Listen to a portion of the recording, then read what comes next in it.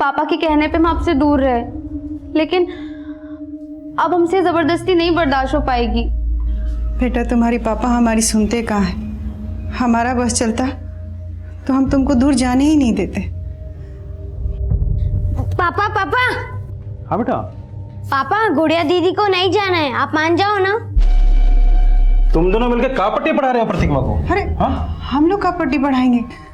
गुड़िया का भाई है, इसको भी तो अपना बहन का दुख तकलीफ दिखाई देता है। अरे हम कोई जल्लाद थोड़ी ना है, वहां रह के गुड़िया को कम से कम भरपेट खाना तो मिलता है। तुम चेहरा देखो ही का, देखो ना कैसे चमक रहा है। और वैसे भी गरीबी हम सबका नक्शा बिगाड़ दिए है। ये ले बेटा, रख ना, रास्ते के लिए है। और सुन, अगर तुम नहीं जाती तो क्या तेरा भाई कभी स्कूल जा सकता था? हाँ बेटा, तेरी बदौलत ही तो हम भूखमरी से लड़ पाए हैं। सच बोल रहे हैं, मोह ममता से पेट नहीं भरते हैं। दीदी अब मत जाओ ना। बेटा ये अगले महीने दोबारा आएगी, है ना? अभी जाने दे, चल बेटा। प्रतिभा को संभालो, बेकार में बस निकल जाएगी। चलो।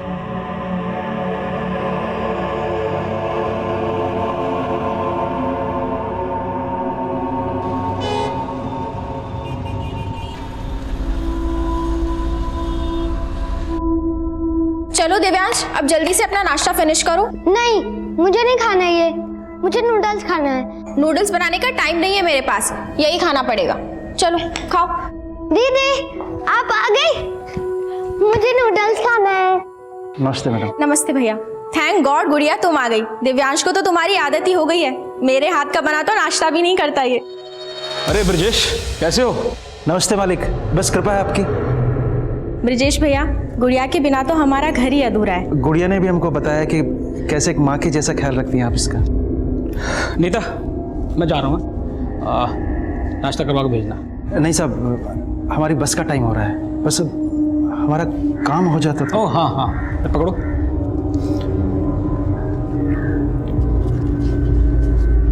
₹10,000। कुछ और ज़रूरत हो तो फ़ोन कर लेना मुझे। धन्यवाद मालिक। बाय। ले बेटा, पकड़, मेहनत से काम करना बेटा। चलते हैं। नमस्ते। नमस्ते। हैप्पी। गुड़िया जैसे बच्चे हम रोजाना अपने आसपास देखते हैं। होश संभालते ही उन्हें यह सिखा दिया जाता है कि उनका बचपन खेल खिलौनों के लिए नहीं बना। शिक्षा उनकी बुनियादी जरूरतें पूरी नहीं कर सकती, उन्हें शिक्षा से वंचित कर दिया जाता है। बहुत छोटी उम्र में ये बच्चे इतने बड़े हो जाते हैं कि 2 वक्त की भूख इनका भविष्य निकल जाती है। लेकिन गुड़िया अब अपनी उम्र के उस पड़ाव पर थी जहां बच्चे खुद अपना भविष्य बदलने की ठान लेते हैं। हम गुड़िया, हम कुछ रोज पहले ही 18 साल के हुए। अब हम बालिग हैं, हम वोट भी डाल सकते हैं और अपना जीवन साथी भी खुद ही चुन सकते हैं। हम एक लड़के से प्यार करते हैं, पर हमारे पापा जबरदस्ती हमारा शादी एक अपंग आदमी से कर रहे हैं। हमारे साथ नाइंसाफी हो रही है। हमको कुछ हो गया तो हम मरना नहीं चाहते। हमको अपना भाई और माँ के लिए जीना है।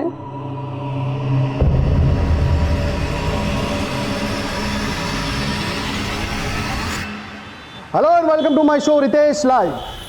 आबो हवा के साथ साथ शहर का माहौल भी खराब हो चुका है। एक लड़की जो छोटे से गांव से आती है, रिपोर्टर बनने का सपना ली, वो सपना साकार करने वो शहर आती है, और क्या होता है उसके साथ? जॉब का झांसा देकर रेप किया जाता है।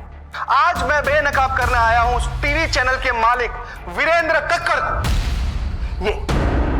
ये है वो वीरेंद्र कक्कड़ जो खुलेआम बेरोक-टोक घूम रहा है, कोई पूछने वाला नहीं। लेकिन वीरेंद्र कक्कड़, मैं ऐसा होने नहीं दूंगा।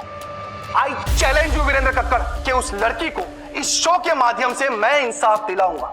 और तुम होंगे जेल के पीछे, सलाखों के पीछे होगे तुम।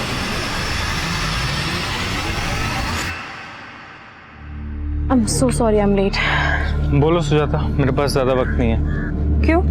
जॉब लग गई क्या तुम्हारी भी? मुद्दे की बात करें, क्यों बुलाया मुझे यहाँ? Nikhil, I need you. I wanted you to come back. See, मैं ये न्यूज़ पोर्टल अकेले नहीं संभाल सकती। लेकिन अगर मैंने तुम्हारे साथ काम किया ना, तो तुम्हारा वो सनकी पति मेरे साथ कुछ भी कर सकता है। उसको मैं भी तो झेल ही रही हूँ ना। मुझे अपनी जिंदगी प्यारी है, कल वो मुझे जान से मार देगा तो मैं क्या करूँगा? निखिल कैसी बात? एक सेकंड निखिल, इम्पोर्टेंट कॉल है। सुजाता तुम ले लो कॉल, लेकिन मुझे जाना है, मैं यहाँ पे खड़ा नहीं रह सकता।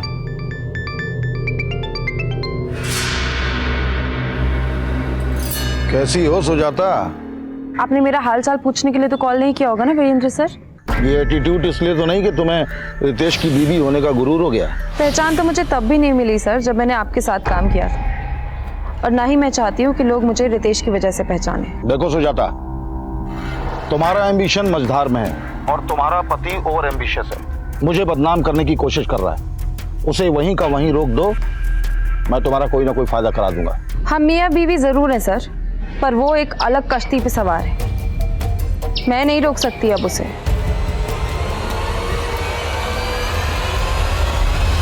सर, आज की शो की टीआरपी सारे रिकॉर्ड्स तोड़ देगी। You are rocking sir. You liked it, really?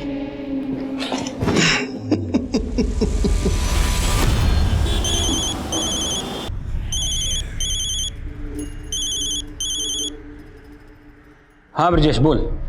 मालिक गुड़िया कहाँ है? तुम्हारे पास ही तो भेजा उसे। क्या मजाक कर रहे हैं मालिक? सुबह से बस अड्डे पर खड़ा हूँ, लखनऊ से आने वाली 4 बसें गुजर चुकी हैं। अरे तुमने ही तो कहा था उसे बस में बिठा दूं, तो बिठा दिया। अब मेरा दिमाग क्यों खराब कर रहे हो?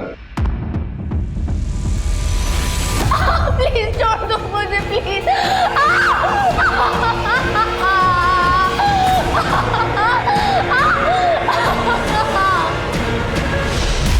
अम्मा, गुड़िया दीदी ने कहा था इस बार वो आएंगी तो मुझे साइकिल दिलवाएंगी। अरे पहले उसको घर तो आ जाने दो। शोभा, शोभा गुड़िया आई क्या? अरे ये क्या कर रहे हैं आप? आप ही तो गए थे उसको बस अड्डे से लाने। शोभा, गुड़िया खो गई है, उसका कहीं पता नहीं चल रहा है। क्या कह रहे हैं आप?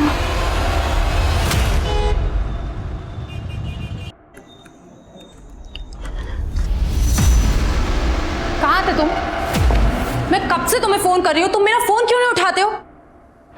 कितनी बार मैंने तुमसे कहा है कि टिपिकल बीवियों वाली बातें मुझसे मत किया करो। बीवी हूँ इसीलिए बीवी की तरह बिहेव करती हूँ। फिक्र होती है मुझे तुम्हारी सिक्योरिटी की।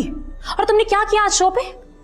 वीरेंद्र पर रेपिस्ट का टैग लगा दिया। और तुम ये क्यों भूल जाते हो बार बार कि तुम एक न्यूज रिपोर्टर हो, तुम्हारा काम है न्यूज सुनाना, वर्डिक्ट देना नहीं। तो तुम्हें भी मिर्ची लग रही थी?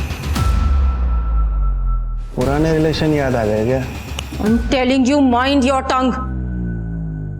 अगर मैंने तुम्हारे रिश्तों के बारे में बात करना शुरू कर दिया ना, तो सुन नहीं पाओगे तुम। क्या बोलोगी तुम? क्या बोलोगे तुम? हाँ, मैं सुनाता हूँ। अभी एक लड़की के साथ सो कर आया हूँ, ये देख रही हो? ये तुम्हारी जगह है। चलो हटो हटो।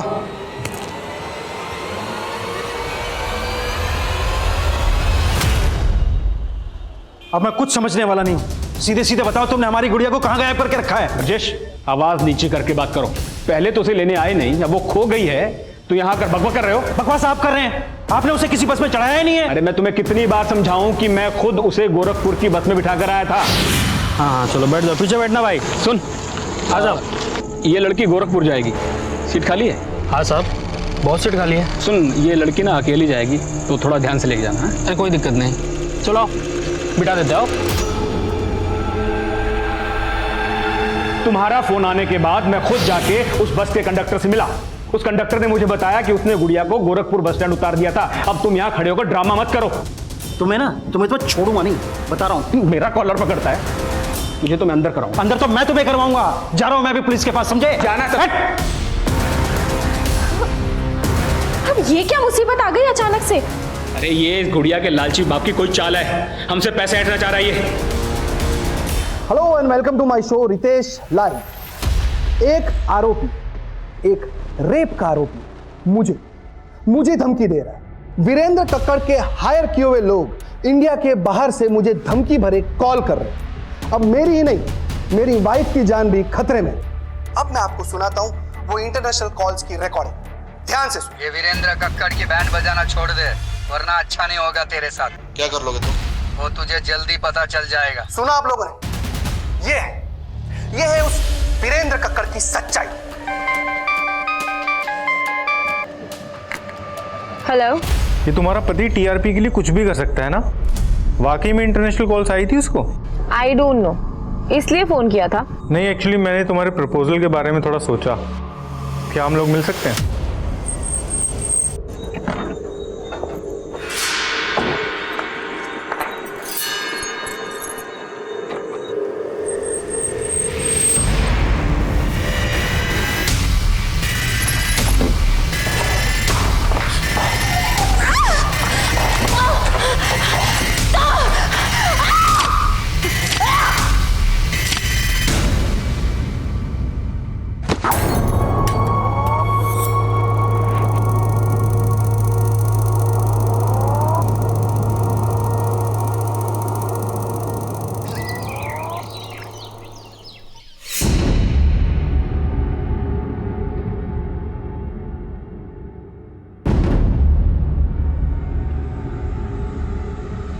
गुड़िया, गुड़िया कहाँ है? आप तो बोल के गए थे गुड़िया को लेके आएंगे। शुभम हार गए हैं। अब तो पुलिस ने भी उनको दुत्कार किया है। भले हम ज्यादा मजदूरी कर लेंगे, बाकी हम अपना बेटी को अपना आंख से दूर नहीं भेजेंगे। हमारी भी आंखों का तारा है गुड़िया, लेकिन हम ममता के मुंह में अंधे नहीं हुए हैं। 10,000 रुपये महीना मिलेंगे इसे। कभी इतने सारे पैसे देखी हो एक साथ? हम तो ममता में अंधे थे, पर आप लालच में अंधे थे। अगर हमको हमारी गुड़िया नहीं मिली ना, तो हम आपको कभी माफ नहीं करेंगे, कभी माफ नहीं करेंगे, कह देते हैं।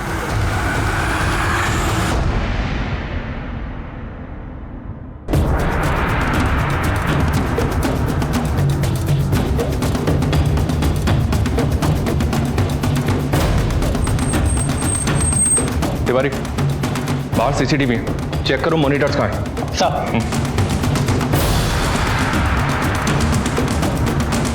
जैन सर, विक्टिम का नाम सुजाता शर्मा है sir. News anchor Ritesh Sharma की वाइफ है। ये भी जर्नलिस्ट है सर। अर्ली मॉर्निंग जब नेबर्स ने लाश को देखा तब यहाँ कोई नहीं था।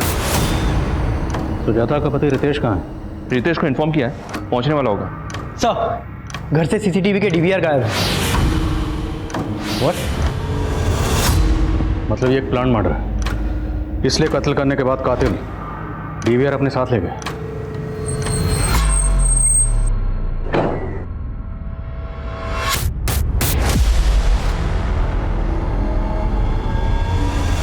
बॉडी को अर्ली मॉर्निंग पड़ोसियों ने देखा। कत्ल शायद रात में हुआ।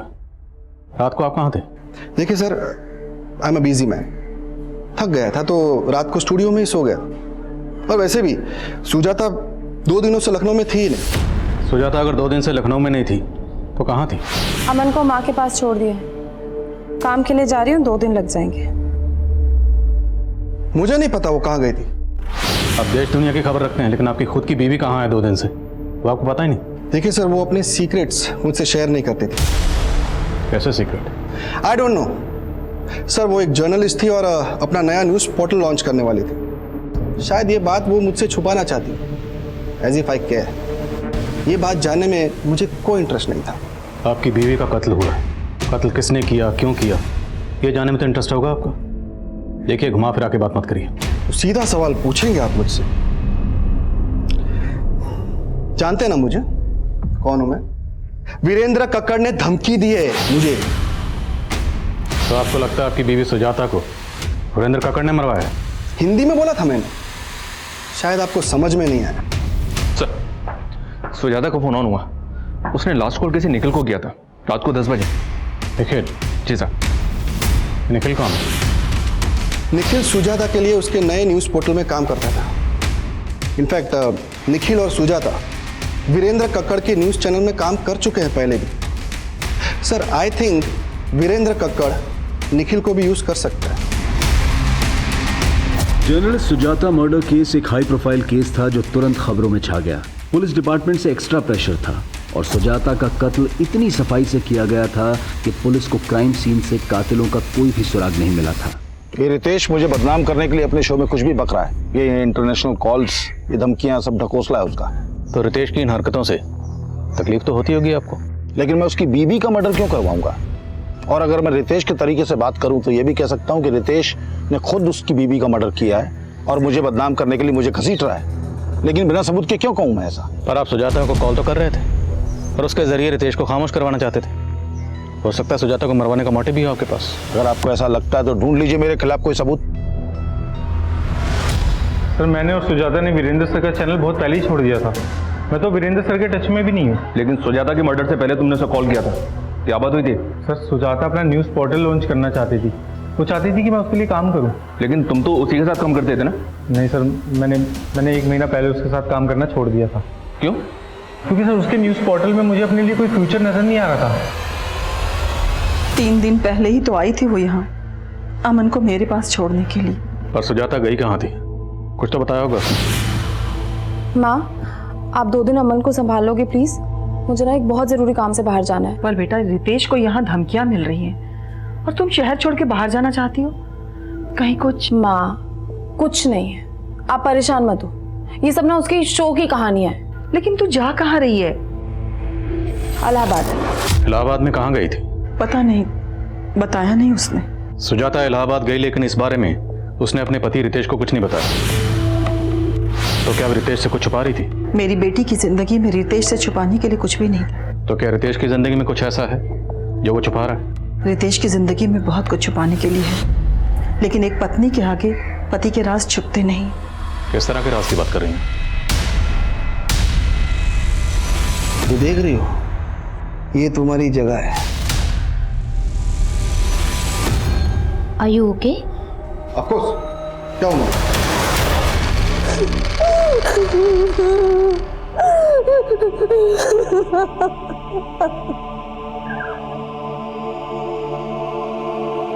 आपकी बेटी गुड़िया को ढूंढने के लिए हमारे एनजीओ से जो भी बन पाएगा वो हम करेंगे। आपने बताया कि आप पुलिस स्टेशन भी गए थे। आपके पास एफआईआर की कॉपी है?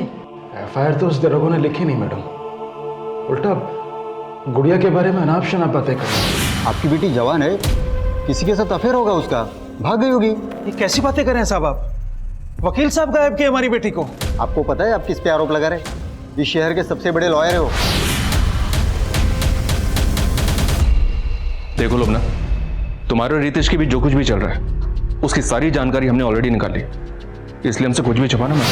सर अब मुझे ऐसा लगने लगा है कि आप मेरे लिए कुछ भी नहीं करने वाले और मेरा बस यूज़ कर रहे हो। खुद आई थी मेरे पास, मैंने कोई बोला नहीं था तुम्हें मुंह लगाना ही नहीं चाहिए था मुझे। सर आप मुझे गलत समझ रहे हैं, मेरा वो मतलब नहीं था। अब आप प्लीज़ गुस्सा मत करिए।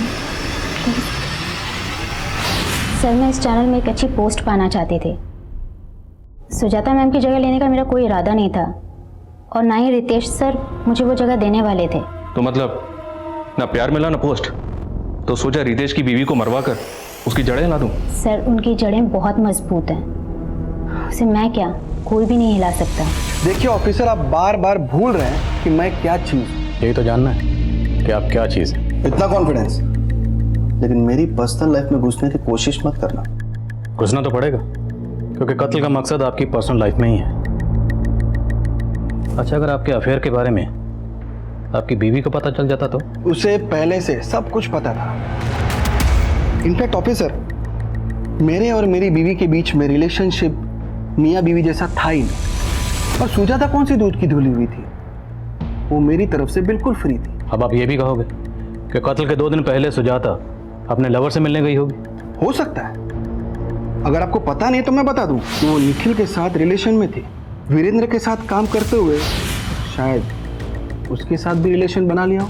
इस निखिल और वीरेंद्र को तो हम देख लेंगे, लेकिन अगर आपका अपनी बीवी सुजाता के कत्ल से कोई भी ताल्लुक हुआ तो बख्शेंगे नहीं।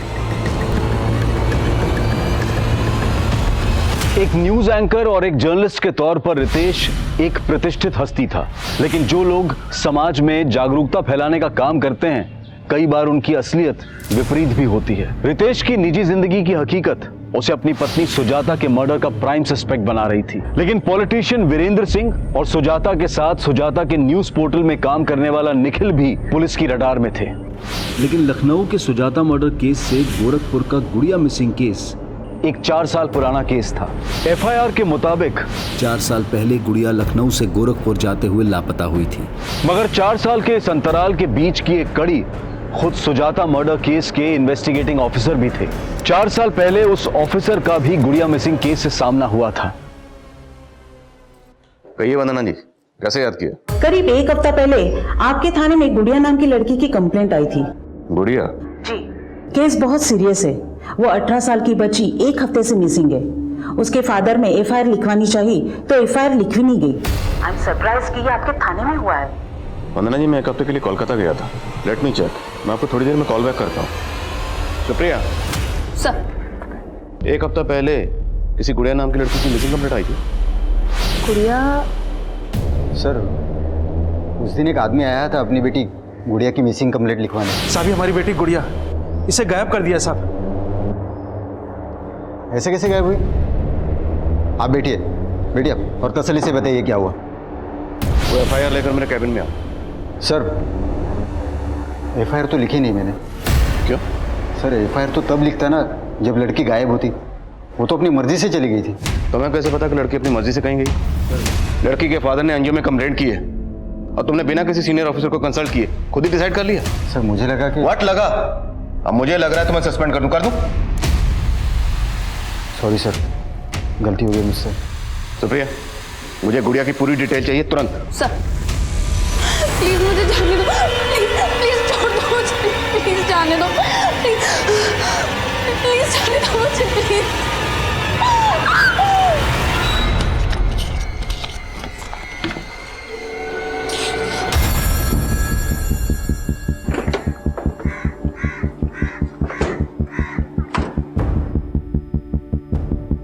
सर, हम तो खुद गुड़िया के लिए परेशान थे। उसकी मिसिंग कंप्लेन लिखवाना चाहते थे और उसके फादर ने तो उल्टा हम ही पे एलिगेशन लगा दिया।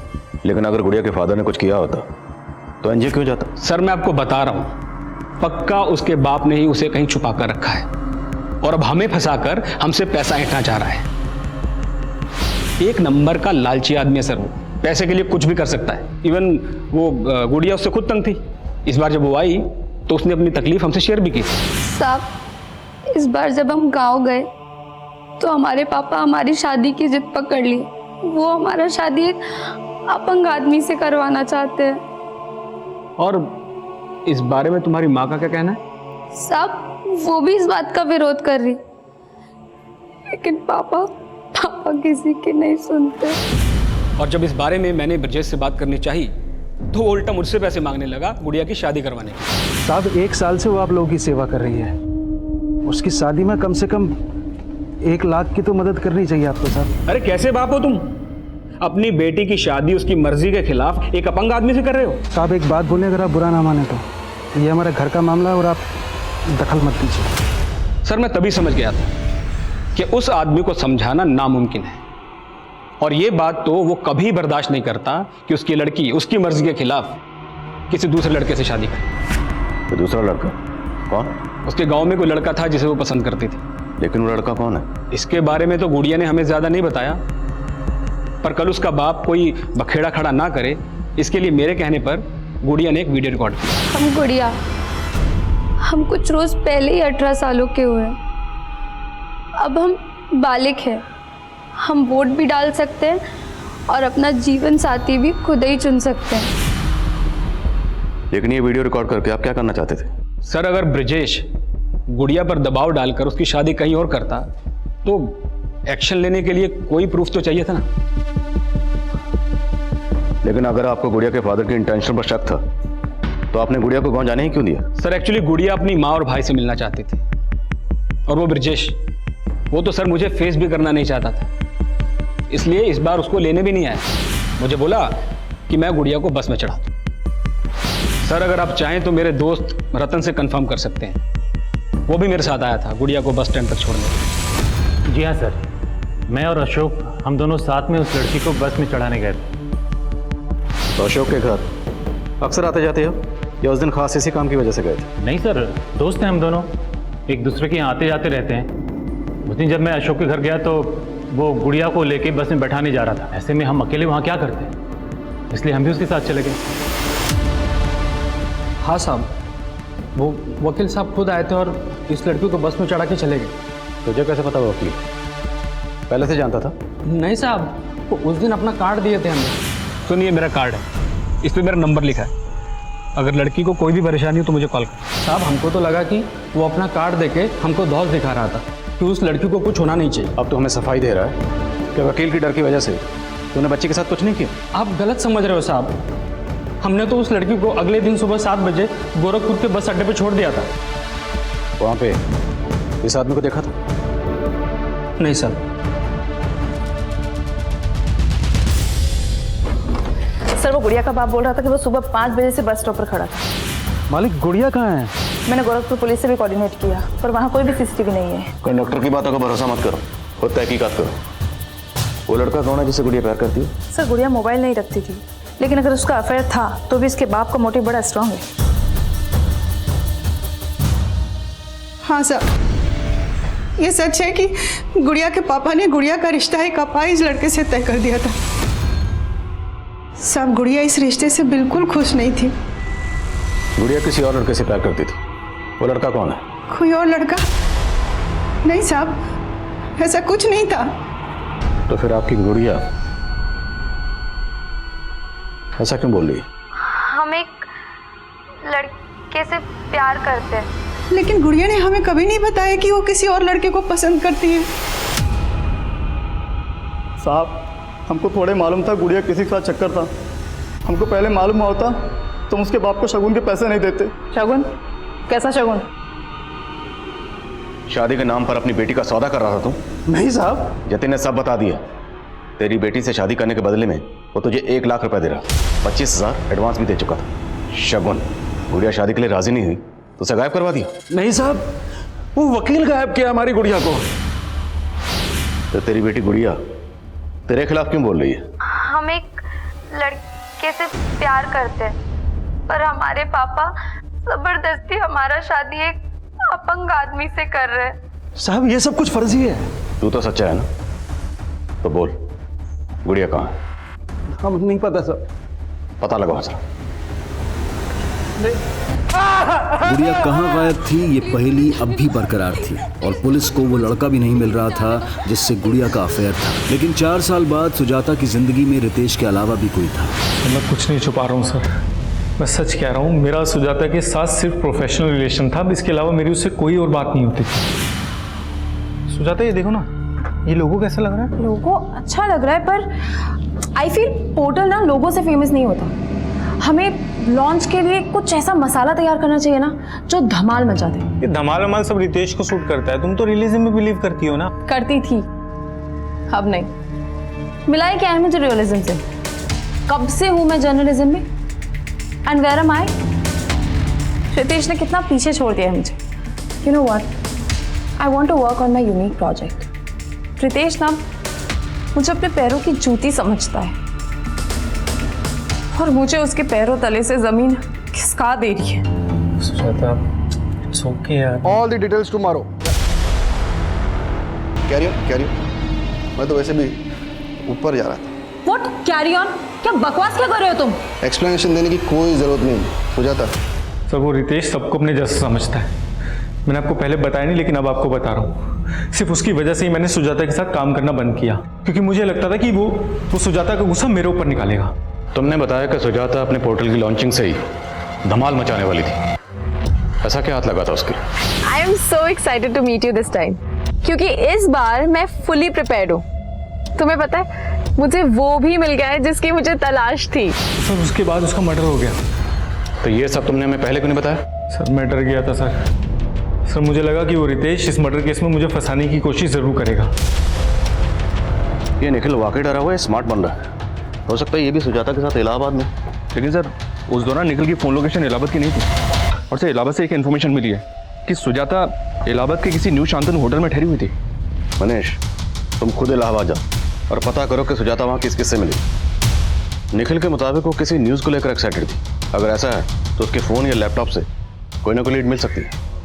सर, पुलिस को फिलहाल सुजाता के लैपटॉप, कंप्यूटर्स और फोन से ऐसा कोई डेटा नहीं मिला था जो सस्पिशियस हो, लेकिन पुलिस इन सब का डिलीटेड डेटा भी रिट्रीव कर रही थी। पर क्या पुलिस इस एंगल पर काम करके अपना वक्त जाया कर रही थी? सुजाता मर्डर केस एक हाई प्रोफाइल केस था और पुलिस अच्छी तरह से जानती थी कि अगर वो जल्द ही किसी नतीजे पर नहीं पहुंची तो ये केस उनसे छीनकर सेंट्रल इन्वेस्टिगेटिव एजेंसी को भी दिया जा सकता है। इसलिए पुलिस काफी दबाव में काम कर रही थी। लेकिन एक गरीब लड़की गुड़िया का केस जो पिछले 4 साल से लापता थी, वो बिना किसी नतीजे के बैकलॉग में था और गुड़िया के गरीब परिवार की हर गुहार अनसुनी कर दी गई थी।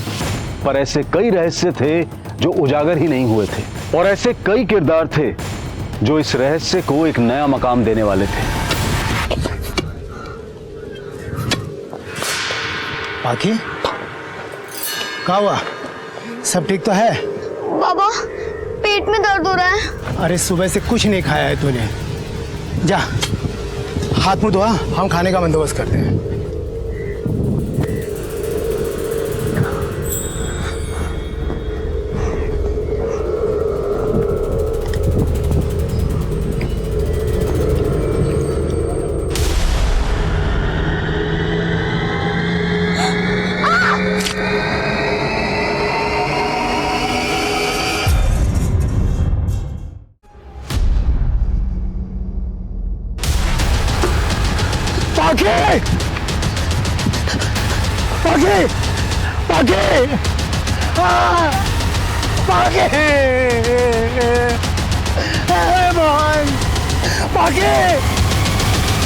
हाँ शर्मा सर, सुजाता ये इलाहाबाद के होटल में अकेली ठहरी हुई थी। बस इतना पता चला कि उसने होटल के थ्रू कैब हायर की थी और पूरा दिन इलाहाबाद में इसी कैब में ट्रैवल कर रही थी।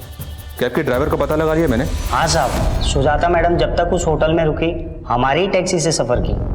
तुमने सुजाता को आखिरी बार कब और किसके साथ देखा था? साहब, आखिरी बार तो उनको हमने तब देखा था जब हम उनको उनके लखनऊ वाले घर पे छोड़ने गए थे। तब साहब वो अकेली थी। 2 दिन तक इलाहाबाद में तुम सुजाता को कहाँ लेकर गए? सबकी डिटेल चाहिए हमें। सर, सुजाता ने इलाहाबाद में जिन जगहों पर ट्रैवल किया था वहां से ये पता नहीं चल रहा है कि सुजाता की ये विजिट काम की विजिट थी या पर्सनल विजिट थी। लेकिन सर, इन 2 जगहों में 2 जगह ध्यान खींचने वाली हैं। कौन सी 2 जगह? एक है इलाहाबाद का मुंडेरी गांव। यहाँ पे कुछ दिन पहले एक बच्चे का मर्डर भी हुआ था सर, जिसका नाम पाकी था। इमरान ने बताया कि उसने सुजाता को यहाँ पे एक बच्ची से मिलते हुए भी देखा था। और दूसरी जगह कौन सी है? सर, सुजाता ने एक लोकल लीडर मुन्ना भैया के घर भी विजिट किया था। मुंडेरी गांव की बच्ची और लीडर मुन्ना भैया का घर। सुजाता सर किसकी बात कर रहे हैं? मैं नहीं जानता। ये अच्छा, हाँ, ये लड़की तो अभी कुछ दिन पहले आई थी हमारे पास। इसका कुछ न्यूज़ पोर्टल लॉन्च कर रही थी, तो उसके सिलसिले में वीडियो बाइट चाहिए थी हमारी उसको। हमने सुना है कि वीरेंद्र कक्कड़ के न्यूज़ चैनल को जो पार्टी फंडिंग कर रही है उसको आप सपोर्ट कर रहे हैं और वीरेंद्र कक्कड़ सुजाता मर्डर केस का सस्पेक्ट है। तो कहीं आपके और वीरेंद्र के बीच में कुछ? सर कैसी बात कर रहे हैं? देखिए सर, हमें निर्दलीय, कल किसी और पार्टी की सरकार आ जाएगी, हम उसके साथ चले जाएंगे, उसको सपोर्ट कर देंगे। अब इस वीरेंद्र कक्कड़ से हमारा कोई मतलब नहीं है। नहीं साहब, हम नहीं जानते इनको। ये औरत एक पत्रकार थी, लखनऊ में रहती थी, न्यूज एंकर रितेश शर्मा की वाइफ। सोचिए, शायद कुछ याद आ जाए। रितेश शर्मा सुने तो है साहब। हाँ साहब, एक बार हमारी बेटी ना रितेश शर्मा के बारे में बात तो कर रही थी। बाबा, बाबा, आप जानते हो रितेश शर्मा कौन है? नहीं तो। और ये सब तो काहे पूछ रही है? बाबा, हम सुने कि वो टीवी में आते हैं, वो हमारे गांव में आने वाले हैं, वो हम सबका जिंदगी बदल देंगे, फिर हमारे पेट में भी दर्द नहीं होगा। कौन वो डॉक्टर है का वो? और कौन बोला तुमको ये सब? एक तरफ मुन्ना भैया का वीरेंद्र कक्कड़ से कनेक्शन दिख रहा है और दूसरी तरफ ये रितेश की मुंडेर जाने की कहानी। इतना हिंट तो मिल रहा है सर कि सुजाता के मर्डर का इलाहाबाद से कोई ना कोई कनेक्शन जरूर है। सुजाता के कत्ल वाले दिन का उसके घर का एरिया का नाम डाटा निकला, शायद कोई सस्पिशियस नंबर मिले। तब तक मैं इस रितेश शर्मा से मिलता हूँ। ये आप रोज रोज क्या फालतू के सवाल लेके आ जाते हैं? हाँ? मेरा मुंडेरी गांव में जाने का कोई प्लान नहीं था, और आपकी बीवी सुजाता वो मुंदेरी गांव गई थी। और ये बच्ची, बाकी नाम है इसका, मुंदेरी गांव की रहने वाली और इसका कत्ल हुआ। आप ये फालतू के सवालों का जवाब देने के लिए मेरे पास टाइम। सर हमने इससे ये सब पूछ के कहीं ओवर रिएक्ट तो नहीं कर दिया? ओवर रिएक्ट तो रितेश कर रहा है, करने दो, कम से कम पता तो चले कि इस केस से क्या ताल्लुक है। सर हेलो, हाँ ठीक है, हम बॉस हैं। ओके सर, सुजाता के लैपटॉप से डिलीटेड वीडियो का डेटा रिट्रीव हुआ।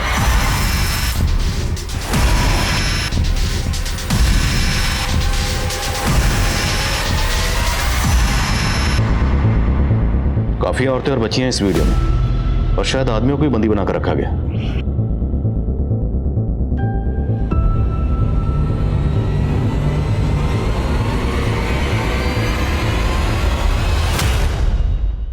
ये तो पाखी है।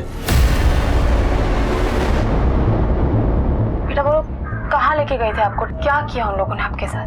वो लोग हमारे साथ गंदा काम, हम गरीब है ना, इसलिए हमें ये सब करना पड़ता है। तुम रो मत, मैं लेकर जाऊंगी तुम लोग को यहाँ से।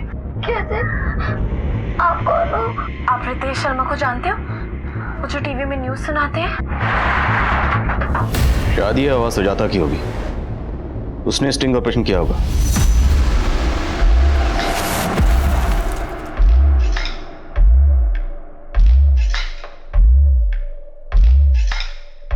तुम तीनों लड़की गाड़ी में बैठो, चलो।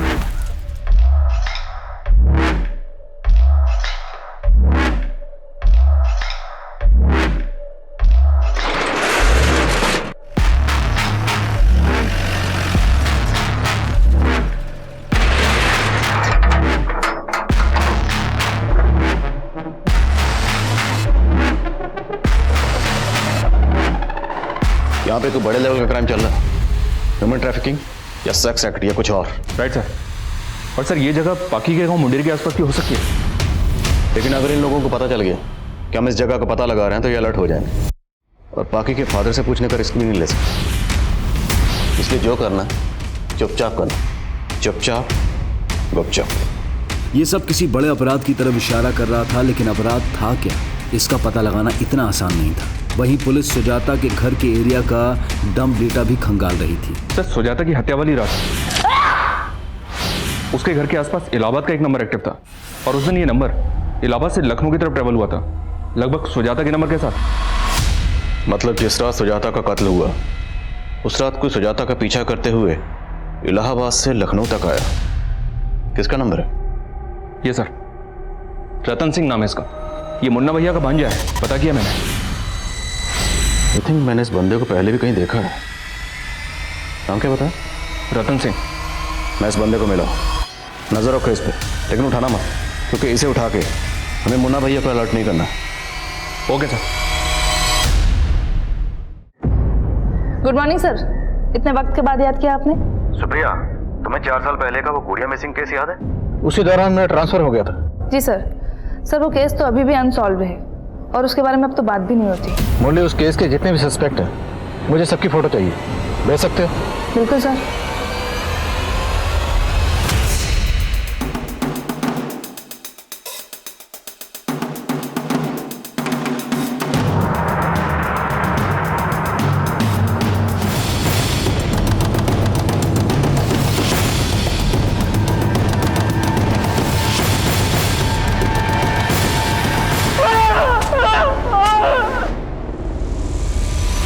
हमारी मुलाकात 4 साल पहले भी हो चुकी है। गुड़िया मिसिंग केस कुछ याद आया? लेकिन जब मैं अशोक के घर गया तो वो गुड़िया को लेके बस में बैठाने जा रहा था। ऐसे में हम अकेले वहाँ क्या करते, इसलिए हम भी उसके साथ चले गए। गुड़िया को कहाँ गायब किया?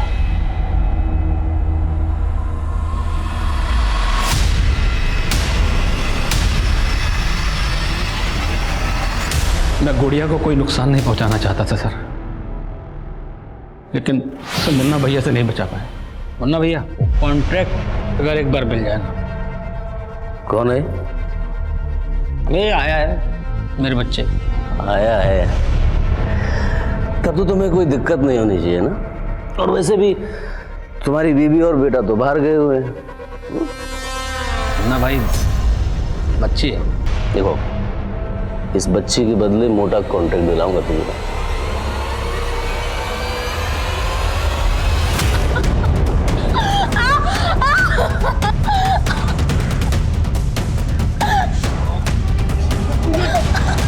शेरी बनेगी, शेरी बनेगी। क्या करना है इसका? होना भाई, मैं समझा दूंगा उसको। अरे ये देख, पंजे मार रही थी, लड़की तेज है, जिंदा रही तो मुंह खोल सकती है। मैं कुछ नहीं कर पाया सर, और इन्होंने अपने भांजे रतन को बुला लिया। तो गुड़िया को गोरखपुर की बस में चढ़ाने की कहानी झूठी थी। क्या करते सर, बचने के लिए फुल प्रूफ प्लान बनाना पड़ा। कंडक्टर वो भी हमारा ही आदमी। गुड़िया का वीडियो भी इसी प्लानिंग का हिस्सा था? नहीं सर, तब तो मैं जेन्युइनली गुड़िया की हेल्प करना चाहता था। और जर्नलिस्ट सुजाता शर्मा, उसे क्यों मारा? साहब, उसको क्रांतिकारी बनने का शौक चढ़ा था। हमको चकमा दे के सारा वीडियो निकाल ली थी। हिम्मत तो बहुत की, मगर एक गलती कर दी। मुन्ना भैया के बिल में खुद ही घुस गए। देख रहे हैं नेताजी, क्या चल रहा है आपके एरिया में? समझ गया। अच्छा, अपने न्यूज़ पोर्टल के लिए फंडिंग चाहिए ना आपको? जितनी फंडिंग चाहिए मिल जाएगी। सोचती हूँ।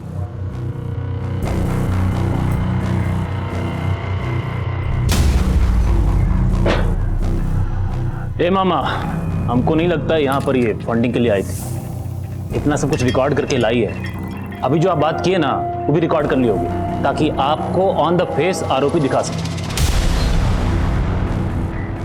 तो बड़ी चंट निकली रे। बोलिए तो यहीं पर मार के काट दे। काम करो, इसे इसके शहर में जाके मारो।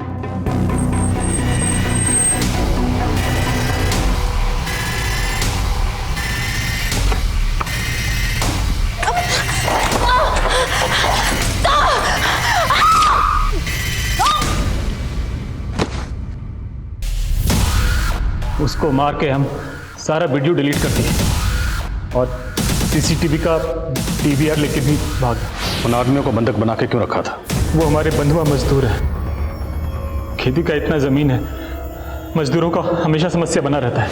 इसलिए हम लोग गांव के भूखे गरीबों को 2 वक्त खाना और मजदूरी का झांसा देके फंसा लेते हैं और उनको बंधुआ बना के मजदूरी कराते हैं साहब। औरतें और बच्चियाँ, उनसे क्या करवाते थे?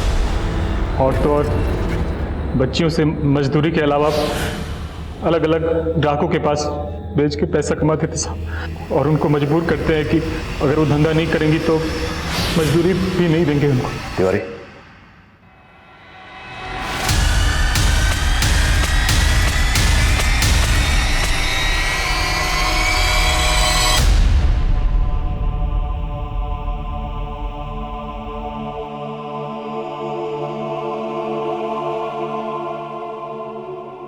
हम अक्सर सुनते हैं कि अदालतों से लेकर पुलिस की फाइलों में ऐसे कई केसेस हैं जो सालों तक किसी नतीजे पर नहीं पहुंचते। इसके पीछे की वजह जो भी हो, लेकिन अगर गुनहगार जल्द से जल्द सलाखों के पीछे ना पहुंचाए जाएं, तो वो और अपराध भी कर सकते हैं, जैसा कि इस केस में हुआ। अगर पुलिस 4 साल पहले ही गुड़िया के गुनहगारों तक पहुंच गई होती तो ना तो सुजाता की हत्या होती और ना ही पाखी को अपना जीवन खोना पड़ता। लेकिन ये रैकेट तो इस पैमाने पर फैला हुआ था कि कई मासूम इन गुनहगारों का शिकार हो रहे थे। अब मैं अनूप सोनी आपसे विदा लेता हूं। फिर मुलाकात होगी क्राइम पेट्रोल सतर्क में एक और नए केस के साथ।